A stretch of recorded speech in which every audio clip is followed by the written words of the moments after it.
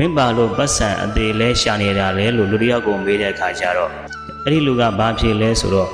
ငါနှဖိုးကကြွေချီမကြအောင်နိုင်ရက်မရှိဘဲနဲ့ငွေရှာနေတယ်ဆိုတာစီးစိမ်ဥစ္စာချမ်းသာခြင်းတယ်ဆိုတာတဲ့ပတ်စံမရှိတဲ့အခါငွေမရှိတဲ့အခါငါ့ကိုလူတွေဘလို့ဆက်ဆံခဲ့တယ်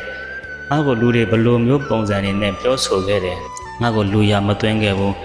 ငါဘလောက်ပဲမှန်တာတွေပြောနေပါစေငါရဲ့စကားတွေကသူတို့တွေအတွက်ဟာသားတစ်ခုလိုပဲအမားတွေဖြစ်ကုန်ကြတယ်ငါရဲ့အသက်နဲ့မမြောက်အောင်ကောင်းကောင်းခံခဲ့ရတဲ့ဘဝတွေကိုငါစိတ်နာလို့ပတ်စံရှာတယ်လို့ပြောရင်ပို့ပြီးတော့မှန်လိမ့်မယ်တဲ့ငါရဲ့စူးစမ်းမှုတွေအရာထင်တဲ့တစ်နေ့ကြာရင်တော့ငါအတွက်အများကြီးပင်ပန်းခဲ့တဲ့ငါရဲ့မိဘနှစ်ပါးကိုငါ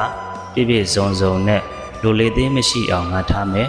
အများကြီးပင်ပန်းခဲ့တဲ့ငါကိုငါလည်းအေးချမ်းချမ်းနဲ့စိတ်ကောလူကောအနာပေးပြီးတော့အေးချမ်းစွာဘဝကိုဖြတ်သန်းမယ်ဆာလောင်နေတဲ့ဝမ်းမိုက်တွေနဲ့အတူလဲနေတဲ့သူ